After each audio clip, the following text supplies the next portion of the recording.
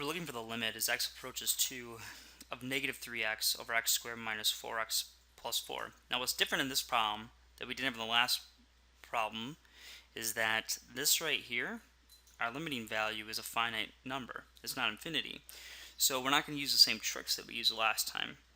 Now what we can do is we can look at the graph of this, which is often a nice piece to see what the limit is. But again, a graph can be a little bit misleading. So here's what we're going to do. The first thing is I'm going to see if this bottom part factors, because I've got a rational function here in the middle. So what I'm going to try to do is see if we can get something to factor and cancel out. Our rule is if something factors and cancels out, then we have a whole, which means if it's just a standard whole like we're used to seeing like this, then that means that the limit's going to exist. However, if it's a situation where something doesn't cancel out of the top and the bottom of factor, and that's the value that we're approaching, then we're going to have a vertical asymptote. So what do we have? Well, we've got negative 3x over x minus 2 times x minus 2. Well, so what does that mean? Well, look, this can be rewritten like this.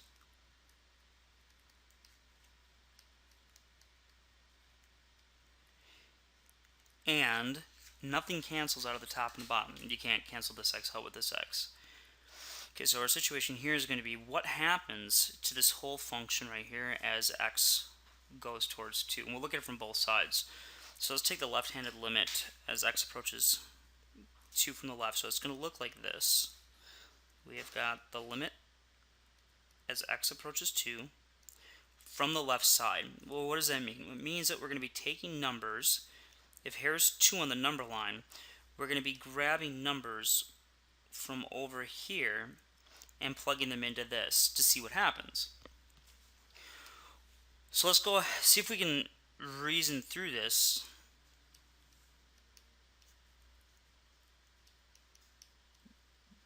By looking at what happens to the numerator and the denominator as we plug in values just a little bit to the left of 2.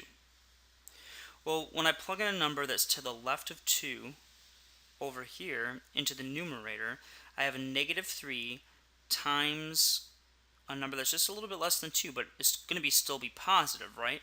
I mean, because here is 1, here is 0. So we're grabbing a number that's just over here. So this number is going to be positive. So this number is going to be really close to negative 6. Approximately negative 6 in the top. Now on the bottom, when I plug a number that's really close to 2 into here, x minus 2, where x is the number that I plug in, this is going to be a small, very, very small negative value. So this guy right in here is a super small negative number. But when I square that super small negative number, it becomes a super small positive number.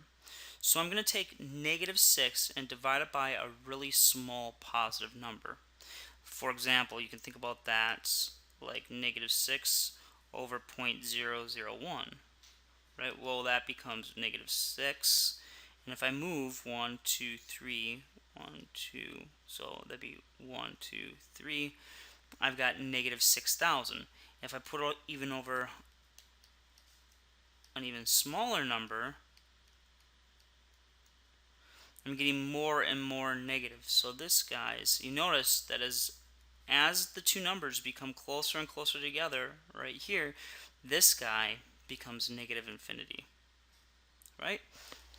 Try picking a number that's really close to 2 on the left side. Try picking like 1.99995. That's a number that's really close to 2 that falls right here, right guys? Plug that in to here and see if you get a large negative number out. And then maybe go a little bit closer to 2 and see if you can get an even larger negative number out. So what does that tell us about the graph? Well, if we take a look at the graph,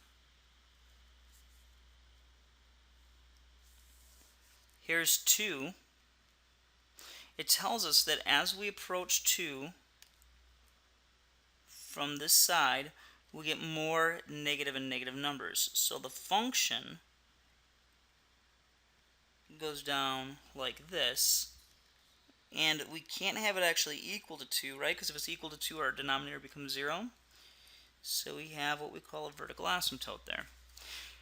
Now this right here says that the limit as x approaches 2 from the left side is negative infinity. That's what this part of the graph represents. Now let's take a look to see what happens as x approaches 2 from the right side. And again, we're going to reason through the numerator and the denominator. So as I come at 2 from the right side, these numbers up top, the limiting values, are going to become closer and closer again to negative 6. If you don't believe me, pick a number like 2.0001 and multiply it by 3. See if you get something, multiply by negative 3. See if you get something close to this. Now, as I plug in 2.001 into here, this becomes positive on the inside. Squared, it's still positive, but it's really small because these guys are close to each other. So again, we have a small positive number. And so the same thing holds here. So this is equal to negative infinity, and our function on this side, as we approach 2 in this direction, we go down towards negative infinity. So since they both approach the same, we'll call it the same value, even though it's not a value, but as they both approach the same item, we say that the overall limit, I'm going to rewrite it up here, so let me erase this. The overall limit is equal to negative infinity. Remember that we still mean that the limit does not exist, okay? But we're trying to describe the behavior of the function here as we approach 2. So the limit doesn't exist, but some people will write it as negative infinity to tell you what's happening. Now that's only the case, I can only write this thing down like the negative infinity down if this guy and this guy are the same. Watch in our next example, they're not going to be the same. So here, let me go back and take a look at what our function. So here we need to find the limit as x approaches 0 of the function 3x plus 2 over x. So let's see what happens here. Well, as x becomes really small, let's look at both the left and the right side. So here's our one-sided limits. So let's look at what is the limit as x approaches 0 from the left side.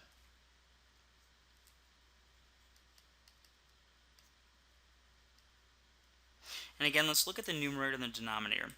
So as x gets really close to 0 from the left side, what does that mean? Well, that means that here is 0, and we're moving in towards it. So this guy down here, this guy right here, is a very small negative number.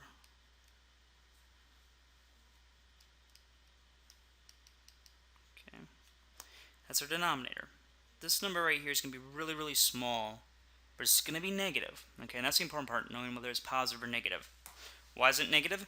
Well, look, if you have to pick a guy for x that's over here on this side, and it's on the left side of 0, it's clearly negative. Now, what about up here? Well, as x becomes really close to 0 right here, this whole guy right here becomes really close to 0 as well. 3 times a super small number, a super small negative number is also a super small negative number. So look, as x approaches 0 from the left, 3x approaches 0 as well. Okay. Now, it's approaching 0 as a negative, so this is going to be a super small negative number added to 2. So I'm going to take a number like that's super small negative, add it to 2, I'm going to get 2 out. And so I've got 2 divided by a small negative number. And so when you take a number and divide it into little pieces, that number becomes very large. So this whole thing becomes large in the negative direction. So this is negative infinity. Here's what you should do. Take a number that's really close to 0 on the left side and plug it in and see if it is close to negative infinity. Like, for example, negative 0.000001. Let's plug that into here and see what we get out.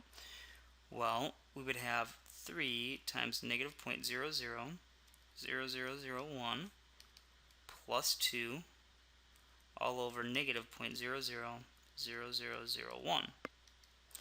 Well, this is 3 times this, right? So that's going to give us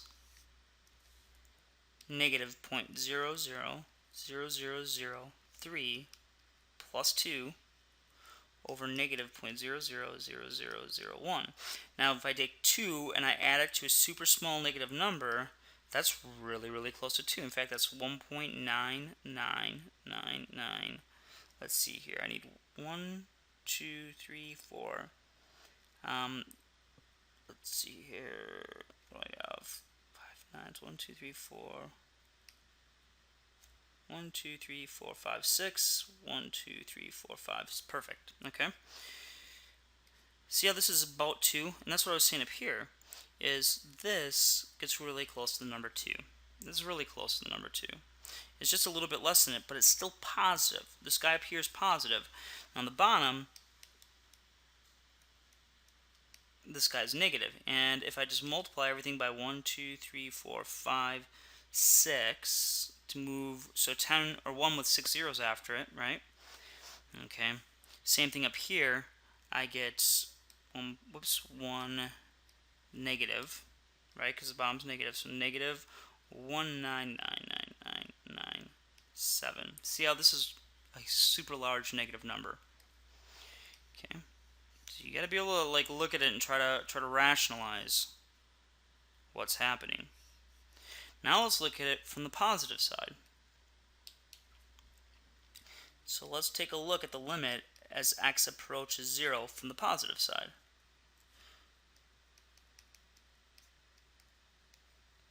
Well, the bottom is going to be a small positive number, right? Because if we get closer and closer to 0 from the right, then x, this guy right here, becomes closer and closer to 0, but it's positive. So we have a small positive number on the bottom. And on the top, this guy gets close to 0, plus 2, that guy's approximately 2. So I've got 2 divided by a super small positive number, that's positive infinity. So what does that tell me about my graph? Well, my graph, around 0, okay, around the spot right here, as I come in from the left side, it's going to approach negative infinity. And as I come in from the right side, it's going to approach positive infinity. And so these are the two limiting values. In both cases, we say that the limit does not exist, but we write positive and negative infinity to describe the behavior of the function. Now in this area right here, since they both are not matching up, one's positive and one's negative, then we just say that the limit as x approaches 0 of 3x plus 2 over x, we can't say it's positive or negative infinity because they don't agree, so we just say it does not exist.